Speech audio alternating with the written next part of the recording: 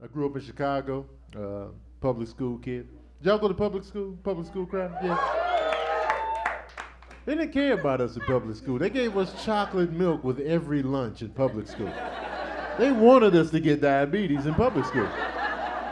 And the thing about chocolate milk, it's great, but it doesn't match any meal you can think of. Like we were eating chocolate milk and spaghetti. That doesn't match.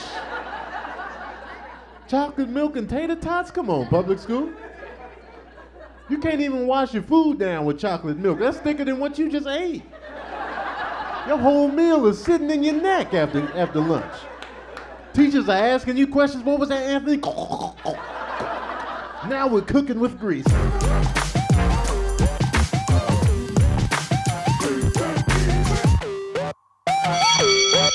Remember in school when they would hand out the worksheets to you and the teacher would lick their thumb to get better traction on the page? I hated that.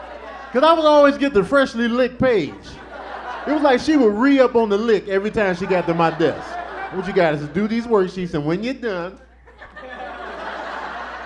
turn them in. I'm like, ugh, got Miss Young's lick on my page. Hated it, man. You ever get you a new outfit, some new sneakers or something, and you just go to the pencil sharpener 5-6 times? You ever take the unnecessary trip to the pencil sharpener because you got some new Nikes? I used to do that, but I had Pro Wings, the Payless shoes, and I was like, yeah, y'all feeling these? Y'all feeling these? My pencil would go all the way there. It was just an eraser and a lead. That was it. I am a teacher. Give it up for that. Yeah, and give it up for getting fucked up over the summers. I really, like, every teacher starts off really hopeful. I don't know if you guys know this or if you know teachers. Every teacher, like in September, is like, Tasha, you can be anything you want to be. Around June, we're like, bitch, get the fuck out of class. You ain't gonna be shit. You ain't gonna be shit. A dentist and a lawyer, bitch, it ain't happening. Get the fuck out. At the end of the year, all my students got those fucking fidget spinners and shit. And I was trying to teach them fractions one day, right? I had 24 kids in my class, and they all had these fucking fidget spinners that are supposed to make them pay attention, right? But they're all like this, like, or whatever, right?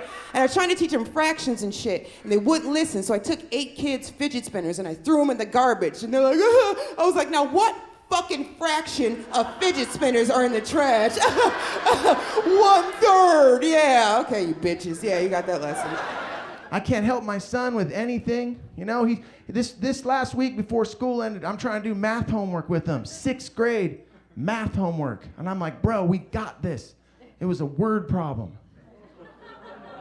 I'm like, dude, we got this, man. We sat down at the kitchen table, pencils sharpened. Let's do this. And I'm like, boom. And I realized I don't got this.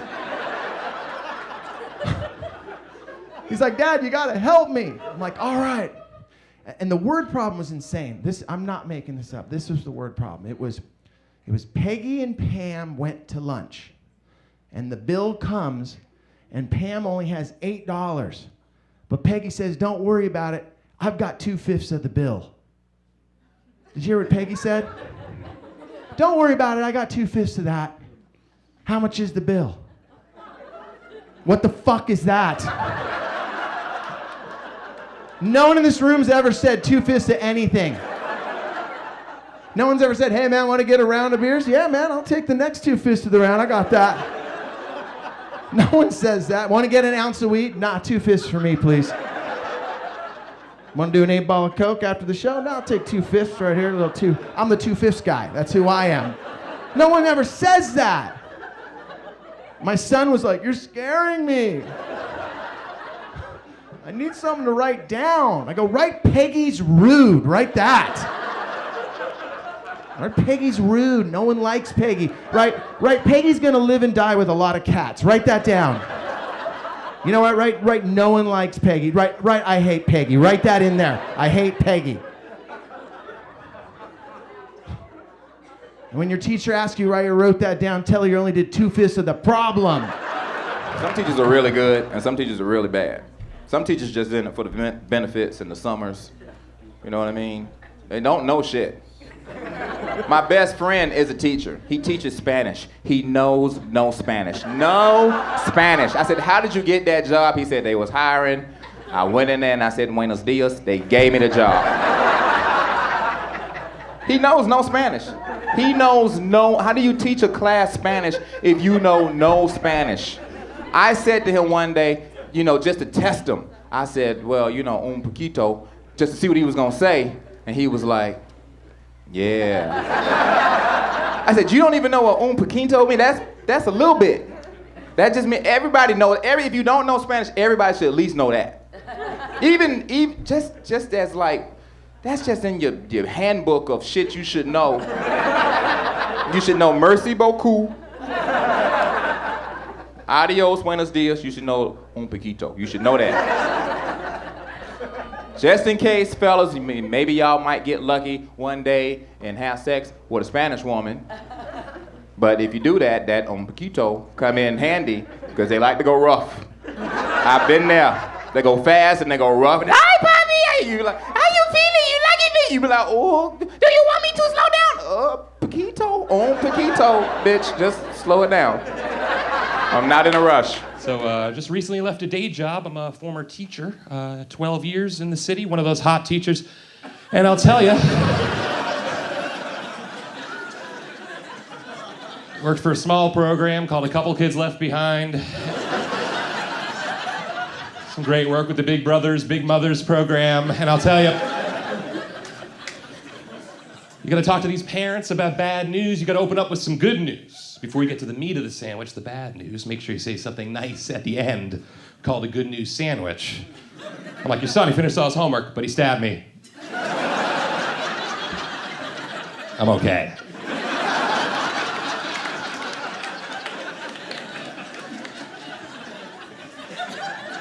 Here's a bad day at work. On a field trip, a little girl stepped in dog doo and then wiped it off on the back of my pant leg. And I can't rub her nose in it, right? I can't do that. I gotta be professional. I gotta document it. I gotta talk to the girl's parents. I gotta push her down a flight of stairs. You can't do that. You can pay another kid to do it. I used to do a lot of stupid stuff like that as a kid. I'd get in trouble all the time. I used to fight all the time at recess, and I'm obviously a bitch, so I shouldn't have done that. Anybody in here fight? You guy in the army jacket, did you ever fight at school? For sure, right? That means he's killed people before. That means he murdered somebody today on the way over here, and he doesn't want me to talk about it, and I'm the next one who's gonna get murdered, obviously. But I was thinking about all my fights at school, all my childhood fights, and I remember that kids fight differently than adults. Like, if I said something about your girl, you would just beat the crap out of me right now because we're men. But kids don't do that. Kids schedule the fight for later. You guys remember doing that stuff? It was always like, hey, Tim, you messed up, dude. I heard you told the whole class I liked Maria. Big mistake, bro. 4:30 at the bus stop. I'll see you there, dude. And then you go and have all day of school together. This is a true story. I was supposed to fight Dave Ryan. We set it up for 4:30, okay? All day, everybody's like, oh shit, dude, 4:30. Me and Dave get paired up together on a science project in class. And we had to work together the whole period. I was like, I think number 3 is photosynthesis. He was like, are you sure, dude? I was like, yeah, it's definitely photosynthesis. He was like, wow, thanks, man. 4:30, bitch. 4:30. I love the kids. They're expensive, though, man. People putting pressure on me. Financial pressure with my son. Are you saving up for his college yet? I need to pay for my college, man. Are you kidding me? I'm gonna have to walk him up through the financial aid line to the people I still know. Yeah, I got tab going, right? We're good. Yeah, no, turns out I am alive. I know.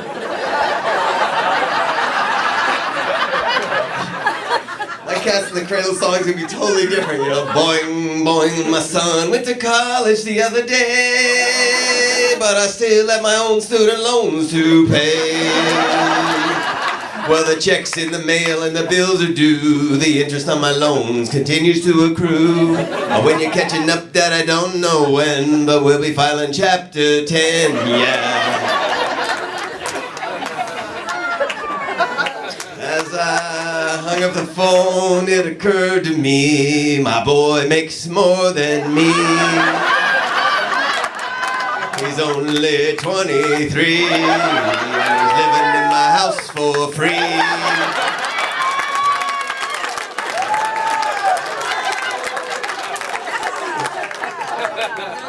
Still living at home? Is that what I'm guessing? Dude, remember how much everything mattered in high school? I was thinking about that. Remember how much everything mattered? Remember reading out loud? Why the fuck did we have to do that? That was the most embarrassing shit ever. Especially as a guy. Like, by the way, ladies, you didn't know this. In, like, 13 years old, first off, like, we're getting hard for no reason. All day. Teachers would make you stand. Brent, can you please stand and not be hard and read the book, please? Could you put your could you tuck the penis and read Macbeth, please? And our voices were changing. That was the worst shit ever, to have to read while your voice is changing, where you're sitting up there like, in 1940... In 1940... Oh, fuck. In 19... Oh, Jesus. And then the worst is when the teacher would go, take your time.